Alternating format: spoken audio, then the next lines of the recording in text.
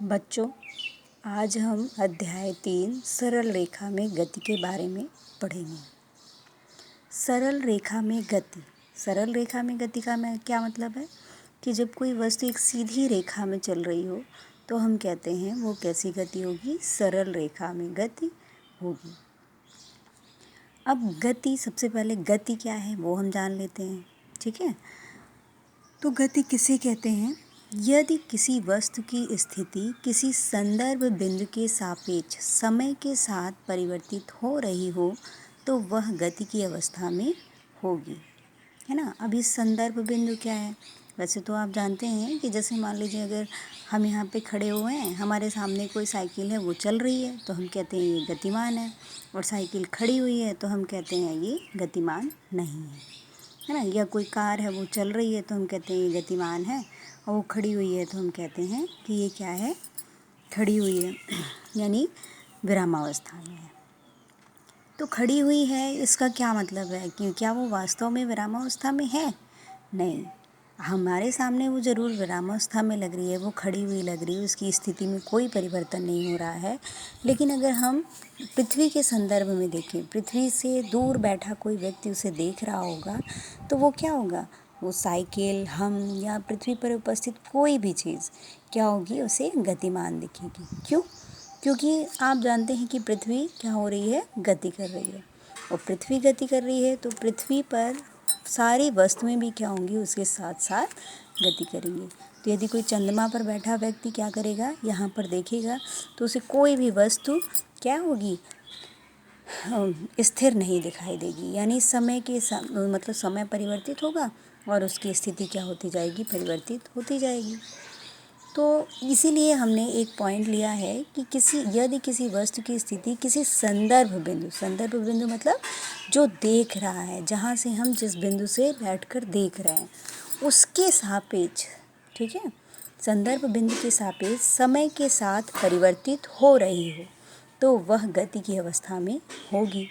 और अगर अपरिवर्तित है, जैसे यदि किसी वस्तु की स्थिति किसी संदर्भ बिंदु के सापेक्ष समय के साथ अपरिवर्तित रहे तो वह वस्तु विरामावस्था में होगी, ठीक है। जैसे हम यहाँ पे देख रहे हैं तो हमारे सामने ये पेन क्या है, स्थिर रखी हुई है, तो हम कहेंगे ये विरामावस्था में है। तो हम क्या हो गए, संदर्भ बिंदु हो गए, और ये हमारी इस पेन की स्थिति हमारे सापेक्ष परिवर्तित नहीं हो रही, समय बदल रहा है और ये पेन क्या है, इसी जगह पर स्थिर है, ठीक है। तो इसलिए यह क्या होगी, विरामावस्था में होगी। और अगर हम कह रहे हैं कि ये अभी हम संदर्भ बिंदु हैं और ये समय परिवर्तित हो रहा है, इसकी स्थिति में क्या हो रहा है, परिवर्तन हो रहा है, यहाँ से वो यहाँ आ गई, इट मीन्स कि ये क्या है, विरामावस्था में नहीं थी। ये किस अवस्था में थी, गति की अवस्था में थी, ठीक है। तो ये तो है गति और विरामावस्था की स्थिति के बारे में। संदर्भ बिंदु मतलब जहाँ से उसे क्या किया जा रहा है, देखा जा रहा है, वह बिंदु हमारा क्या कहलाएगा, संदर्भ बिंदु कहलाएगा। अब आगे हम बात करते हैं दूरी की। दूरी क्या है, किसी गतिशील वस्तु द्वारा किसी समयांतराल में तय किए गए पथ की कुल लंबाई को हम क्या कहते हैं, वस्तु द्वारा तय की गई दूरी कहते हैं। जैसे मान लीजिए कोई वस्तु है, वो बिंदु ए से चलना शुरू करती है, बिंदु बी तक जाती है, ठीक है। तो ए से बिंदु तक चलने में इसकी पथ की जो लंबाई है वह क्या कहलाएगी, इस वस्तु के द्वारा चली गई दूरी कहलाएगी, ठीक है। ये एक समयांतराल में यहाँ से यहाँ तक आई। हम अगर कहते हैं ए से बी तक गई, बी से सी तक गई और सी से डी तक आई, तो वस्तु द्वारा चली गई कुल दूरी कितनी हो गई, वस्तु द्वारा चली गई कुल दूरी 10 किलोमीटर ये, 2 किलोमीटर ये और 10 किलोमीटर ये। इन सभी को हम क्या करेंगे, ऐड करेंगे और हम देखेंगे दूरी हमारी कितनी हो गई, 22 किलोमीटर, ठीक है। तो ये आप देख रहे हैं कि इसमें ये जो भौतिक राशि दूरी है, इसमें कहीं भी दिशा का ध्यान नहीं दिया जा रहा कि ये इधर गई या इधर आई या इधर आई, है ना। तो इसलिए यह क्या होती है, अदिश राशि होती है। जब दिशा को हम क्या करते हैं, मेज़रमेंट करते समय दिशा को भी साथ में देखते हैं तो वह क्या कहलाती है, सदिश राशि कहलाती है वह राशि। और दिशा ध्यान में नहीं रखते हैं, केवल परिमाण की बात करते हैं तो हम कहते हैं वो कैसी राशि है, अदिश राशि। तो दूरी क्या है आपकी, एक अदिश राशि है। अब दूरी कभी भी ऋणात्मक नहीं हो सकती है। ऋणात्मक नहीं हो सकती मतलब कि आप ये नहीं कह सकते कि वस्तु द्वारा चली गई दूरी जो है वो -22 किलोमीटर है, ठीक है। चाहे वो इधर जाए, चाहे ये पीछे जाएगी, तो भी अगर मान लीजिए 10 किलोमीटर हम यहाँ से यहाँ जाते हैं और पीछे भी जाते हैं इस तरीके से, तो भी वस्तु द्वारा चली गई दूरी हम इसको जोड़ेंगे और इसको जोड़ेंगे और इसको जोड़ेंगे। जैसे इस स्थिति पे देखिए, कोई व्यक्ति है, वो ए से बी तक गया 10 किलोमीटर, फिर उसके बाद 10 किलोमीटर चलने के बाद फिर वो कहाँ जा रहा है, पीछे की ओर जा रहा है। 10 किलोमीटर ए तक आया और फिर ये क्या हो गया, सी तक आया। तो जो अगर वस्तु द्वारा हम कहें चली गई कुल दूरी कितनी हो गई आपकी, 30 किलोमीटर। ये ऋणात्मक नहीं कही जाएगी, बल्कि जब अभी हम विस्थापन पढ़ेंगे तो हम कहेंगे ये क्या है, ऋणात्मक है। तो वस्तु द्वारा चली गई दूरी आपकी कितनी हो गई, 22 किलोमीटर। यह एक अदिश राशि है, यह कभी भी ऋणात्मक नहीं हो सकती और यह कभी भी शून्य नहीं हो सकती। मतलब अगर समय परिवर्तित हो रहा है और वस्तु चल रही है तो यह कभी भी शून्य नहीं हो सकती।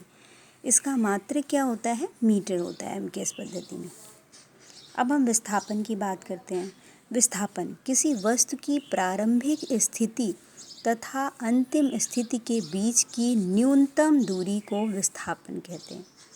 किसी वस्तु की प्रारंभिक स्थिति तथा अंतिम स्थिति के बीच की न्यूनतम दूरी को विस्थापन कहते हैं, ठीक है। जैसे मान लीजिए कोई व्यक्ति है, वो ए से बी तक कई तरीक़ों से जाता है। एक यहाँ से यहाँ तक गया, एक यहाँ से यहाँ तक गया, एक यहाँ से यहाँ तक आया, ठीक है। हर स्थिति में वो कहाँ से कहाँ तक पहुँच रहा है, ए से बी तक पहुँच रहा है। तो हर स्थिति में वस्तु द्वारा चली गई दूरियाँ तो क्या होंगी, अलग अलग होंगी, परंतु विस्थापन क्या होगा, हर स्थिति में एक ही होगा। और विस्थापन क्या होगा, इसकी न्यूनतम दूरी। ये न्यूनतम दूरी जो होगी यही क्या कहलाएगा, इसका विस्थापन कहलाएगा, ठीक है। अब देखिए यहाँ पर जैसे ऊपर वाला एग्जाम्पल लिया था हमने, अगर कोई वस्तु है जो यहाँ से यहाँ तक जा रही है, फिर यहाँ आ रही है, फिर यहाँ आ रही है, तो अगर हम बात करें कि वस्तु द्वारा विस्थापन कितना हुआ, तो ए से डी तक की न्यूनतम दूरी जो होगी वो कितनी होगी आपकी, 2 किलोमीटर। यही वस्तु का क्या कहलाएगा, विस्थापन कहलाएगा। तो देखिए इसमें हमने दिशा का ध्यान दिया, यहाँ से यहाँ तक की न्यूनतम दूरी, ठीक है। तो ये क्या होगी, आपकी सदिश राशि होगी। अब विस्थापन क्या होता है, ऋणात्मक, धनात्मक, शून्य भी क्या हो सकता है, ऋणात्मक, धनात्मक या शून्य कुछ भी हो सकता है। जैसे यहाँ पर देखिए कोई व्यक्ति है जो यहाँ से स्टार्ट करता है चलना, जब उसकी प्रारंभिक और अंतिम स्थितियाँ एक होंगी तो हम कहेंगे विस्थापन क्या होगा, शून्य होगा। यहाँ से चलना शुरू करता है, यहाँ आता है, फिर यहाँ जाता है और जहाँ से चलना शुरू किया वहीं पर पहुँच गया। तो विस्थापन की अगर हम बात करें तो कितना हो गया, शून्य। परंतु दूरी शून्य नहीं है, विस्थापन क्या है आपका, शून्य है। यहाँ से देखिए व्यक्ति अगर मान लीजिए ए से बी तक 10 किलोमीटर चला और वापस ये क्या हो रहा है, सी तक आ रहा है, तो विस्थापन हमारा क्या हो जाएगा, ऋणात्मक हो जाएगा, जबकि दूरी हमारी धनात्मक होगी और 30 किलोमीटर होगी। और विस्थापन हमारा कितना होगा, -10 किलोमीटर, ठीक है। तो यहाँ पर देखिए इसका जो मात्रक होता है वह क्या होता है, मीटर ही होता है, ठीक है। क्योंकि यह भी एक क्या है, आपकी दूरी है, लेकिन कैसी दूरी है, स्पेशल दूरी है।